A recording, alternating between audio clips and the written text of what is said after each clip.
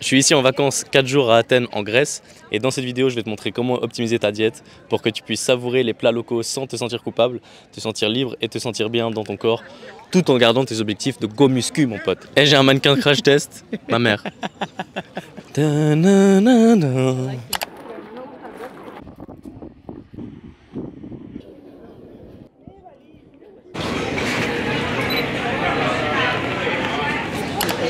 Ok, du coup là je vais manger ce repas là. Un des premiers points avec lesquels j'aimerais commencer, c'est dire que il faut comprendre ce que c'est les vacances pour toi. Il y a des gens qui vont dire qu'en vacances il faut être très strict, il faut continuer comme tu fais le reste de l'année. Il y a des gens qui vont dire pas du tout et il y a des gens qui vont dire qu'il faut un entre-deux. Moi je pense qu'il faut un entre-deux. Et je t'invite déjà à définir ce que ça veut dire les vacances pour toi. C'est des philosophies et dans cette vidéo tu vas comprendre surtout la mienne. Donc point numéro 1, moi je pense qu'en vacances tu es là pour profiter. Toute l'année, tu es déjà au travail à poursuivre tes objectifs pour le sport, pour les hobbies. Et donc, je t'invite pendant les vacances à plutôt lâcher la pédale. Mais ça ne veut pas dire qu'il faut être complètement stupide et tout foutre en l'air. Maintenant, si tu es en vacances 50 ou 100 jours par année, c'est clair qu'il va falloir changer de stratégie. Cette vidéo, elle part du principe que tu es en vacances quelques semaines par année maximum. Dans cette vidéo, on part du principe que sur le reste de l'année, tu es clean. Parce que sinon, ça ne sert à rien d'optimiser tes vacances. Donc je t'invite déjà à faire attention à ce premier point. Et donc dans les vacances, il ne faut pas chercher la perfection, bien au contraire, parce que c'est à ce moment-là que tu peux relâcher et commencer à profiter. Que ce soit des cultures locales, découvrir une nouvelle manière de manger, découvrir des nouvelles saveurs. Et c'est ça aussi qui enrichit ta vie et qui va te permettre aussi de devenir plus compétent en matière de nutrition. Roger Federer, en fin de carrière, il a fait un discours en expliquant que sur les 1200 matchs qu'il a joués, il a gagné environ 80% de ses matchs. Sauf que les matchs qu'il a gagnés, il n'y a que 54% des points qu'il a finalement réussi à gagner. Donc ça veut dire qu'il a gagné qu'un peu plus qu'une fois sur deux. Et donc ce que j'essaie de dire avec ça, c'est qu'il faut juste manger bien un peu plus qu'une fois sur deux. Donc là évidemment on joue sur les statistiques. Ce qu'il faut retenir, c'est que tu peux faire du sale de temps en temps. Il faut juste que la plupart du temps tu sois clean. Et en vacances, tu vas juste bouger un petit peu ce ratio, manger un peu plus sale, mais garder une partie de propre. Donc à retenir pour ce premier point, c'est qu'en vacances, il ne faut pas se sentir coupable. Mais par contre, il faut être un peu stratégique et c'est ce qu'on va voir avec les prochains conseils et les prochains points de cette vidéo. La deuxième chose que je voulais dire, c'était par rapport aux boissons. Là, je prends un café avec du sucre, elle a un café sans sucre. Il faut bien choisir tes boissons. Les boissons, c'est souvent des choses qui sont pleines de calories et qui t'apportent que très peu de satisfaction ou de satiété. Si par contre, toi, t'adores prendre des boissons qui sont sucrées ou qui sont particulièrement pleines de calories, alors ne fais pas de sacrifice sur les boissons et sacrifie plutôt autre chose. Santé. Une bonne alternative aux boissons sucrées, c'est les boissons avec zéro sucre. Il y a beaucoup de bruit sur ce type de boissons parce qu'on ne sait pas trop qu'est-ce que ça fait sur le corps. Les études qui ont été réalisées, c'était sur des rats et c'était des doses qui étaient bien trop élevées par rapport à nous, ce qu'on prendrait. Donc si tu prends une boisson avec de l'aspartame ou avec zéro sucre de temps en temps, ça va vraisemblablement rien faire. Ah, il y a un invité sur la vidéo. Qu'est-ce que toi tu penses des boissons sucrées ?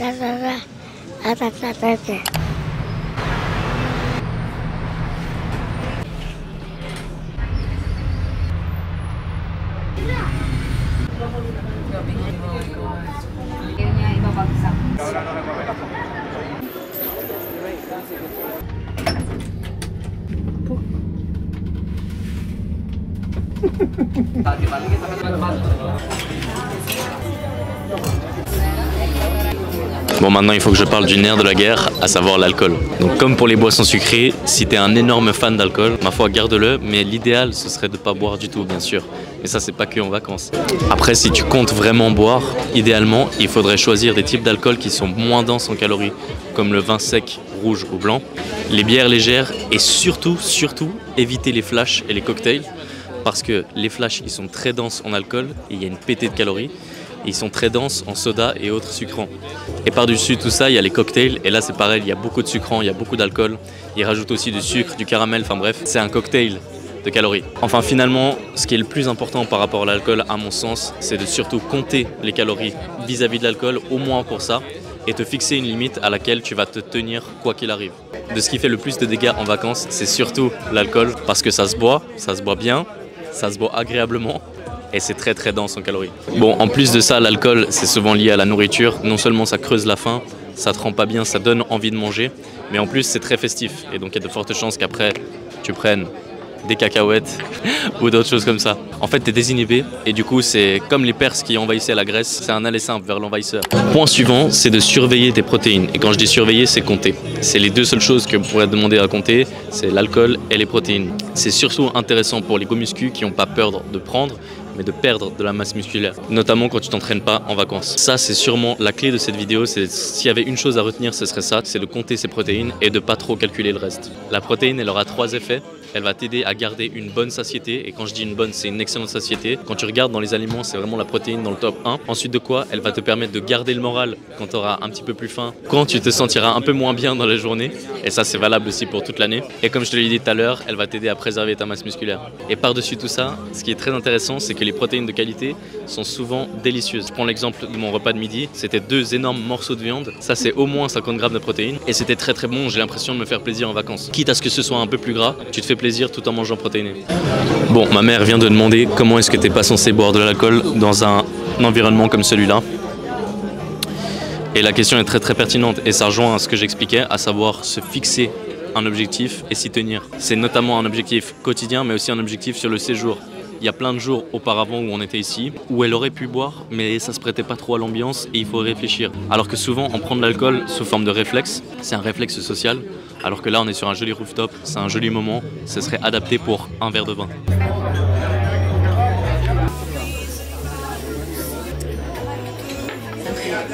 Santé, santé, santé.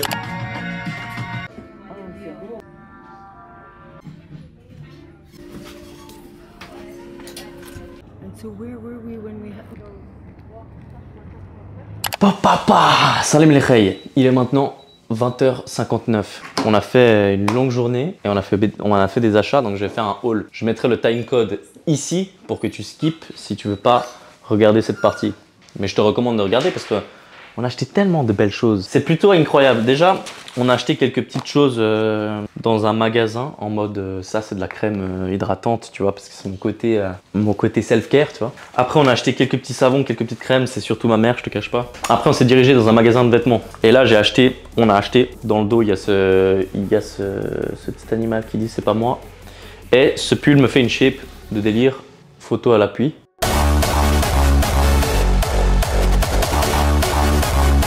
Est-ce que j'ai une photo? Je sais plus si j'ai une photo. Ça, c'est le hoodie. Ensuite, deuxième pièce. Ah, ça, je peux pas montrer. Ça, je peux pas montrer, c'est un cadeau pour quelqu'un.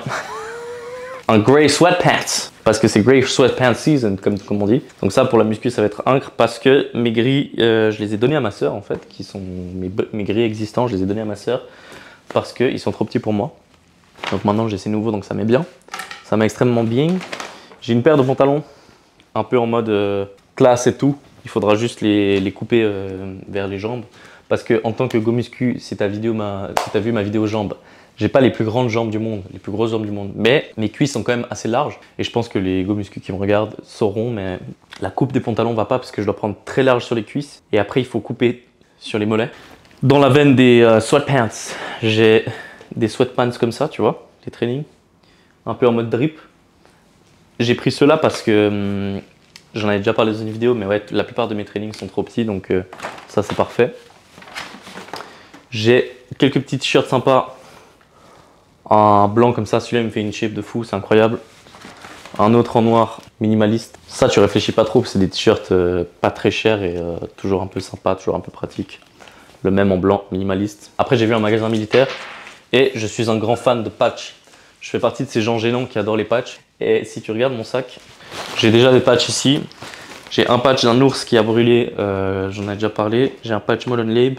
Molen Labe, c'est Xerxes qui a dit à Léonidas, donc Xerxes qui fait partie des Perses, qui a dit à Léonidas qui fait partie des Grecs, qui a dit déposez vos armes pendant la guerre. Et Léonidas a répondu, eh bien venez les chercher. Et Molen Labe, ça veut dire venez les chercher. Et donc, je l'ai vu en jaune, je le trouve trop stylé, je vais remplacer ça. Quand mon sac a brûlé, et a brûlé ce patch aussi, mon ancien sac, il a aussi brûlé ou presque, drapeau États-Unis. Donc j'ai racheté celui-là. J'ai pris un patch, c'est une très mauvaise idée quand est-ce qu'on commence. Voilà, je trouvais marrant. Et ça, c'est pas un patch en scratch, mais un patch à fer à repasser d'un tigre, que je vais plutôt mettre en bas, je pense. Comme ça, on sera dans le thème jaune et noir, ça va tuer sa mère. D'ailleurs, on va faire l'expérience maintenant. Du coup, le sac ressemble à ça. Je trouve que ça tue. Ça fait un peu plus, ça ressort un peu plus, tu vois. Plus le tigre, je sais pas où je le mettrais, probablement ici. Voilà. Ça c'est stylé, ça j'aime beaucoup. Mais c'est pas tout. Ça normalement vous l'avez déjà vu dans un des clips que j'ai mis. C'est la bomber. Mais dans le clip que j'ai mis, j'avais pris une taille au-dessus. Et là c'est une taille en dessous. Observe la dinguerie. Franchement c'est incroyable, non? J'aime bien parce que c'est un peu en mode bulk, tu vois. Ça c'est... En fait comme c'était un magasin vintage, c'est que des pièces de qualité ou quasi. Et là en fait tu vois c'est un zipper qui a été fait... c'est un zipper, en tout cas sur le zipper c'est écrit États-Unis. Et du coup on soupçonne que c'est fait aux États-Unis. Donc c'est des vrais de vrais. Et même dans la fabrique et tout, tu sens qu'on se fout pas de ta gueule, tu vois. Donc vraiment trop stylé. I love the idea that in the back they've got these Ouais. like panels. Oui, derrière tu vois qu'il y a une sorte de... Panels. Pour pas que ça te limite dans tes mouvements et tout. Donc, fort. Voilà, passons aux choses sérieuses, à savoir pourquoi tu as cliqué sur cette vidéo. Autre chose d'important par rapport aux vacances, c'est que quand tu rentres, ou même pendant les vacances, il faut pas regarder la balance. Et ça, je suis sûr que tu l'as déjà entendu. En tout cas, si c'est un problème, une question de poids. Pourquoi? Parce que en réalité, quand tu vas manger, tu vas pas prendre...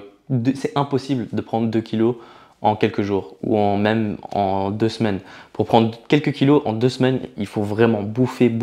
C'est vraiment... C'est rare et c'est très étonnant. Quand je dis prendre des kilos, c'est prendre des kilos de gras. Parce qu'en réalité, quand tu regardes la balance qui a bien sûr augmenté, c'est pas du gras. Il y a une partie de gras, bien sûr. Il y a surtout de l'eau et plein d'autres choses qui rentrent en compte, comme par exemple si tu prends l'avion, ton ventre est ballonné. Et en fait, tu pèses plus lourd. Tous ces éléments me poussent à te conseiller de ne pas regarder la balance. Un autre point, c'est se demander si tu as vraiment envie de manger la nourriture que tu t'apprêtes à manger quand tu es en voyage. Parce qu'en fait, quand tu voyages, quand tu es en vacances, tu as une sensation de liberté. Il y a cette effervescence des vacances et en plus, tu es là, il y a toutes ces belles choses. Pour une fois, tu te laisses un peu aller et tu es en mode « Ah ouais, j'ai envie de ça, j'ai envie de ça ». Mais je t'invite, avant de manger quelque chose, de dire « Est-ce que je le mange parce que maintenant je peux ou parce qu'il me fait vraiment envie ?»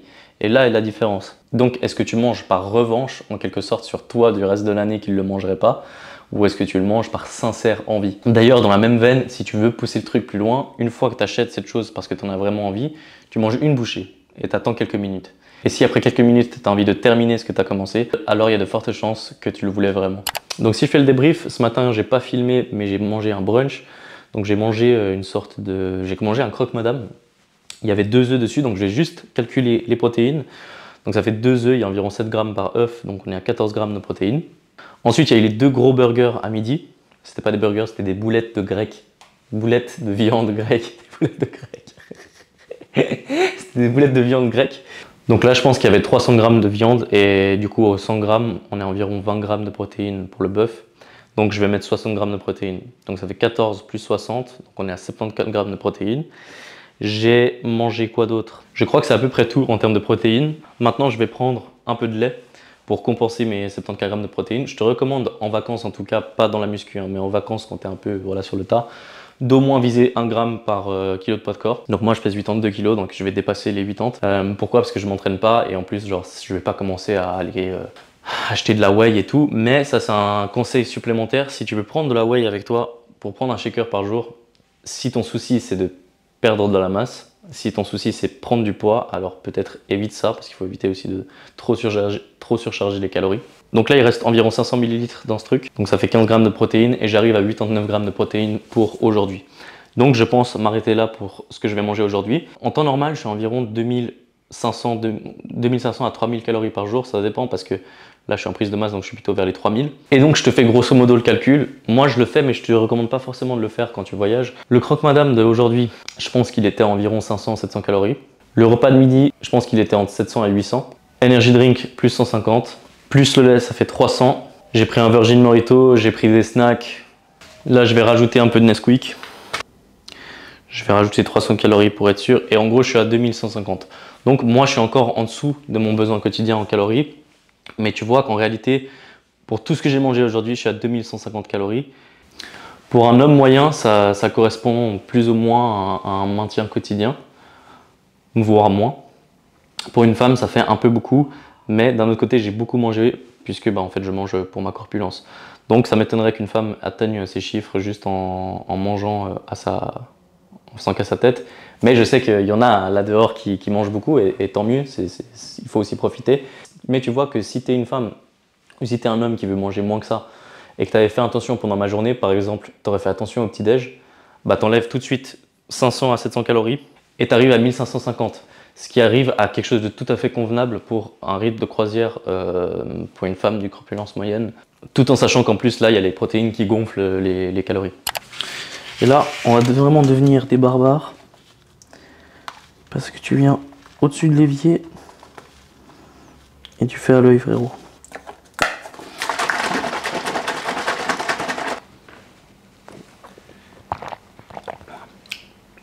Pas mal.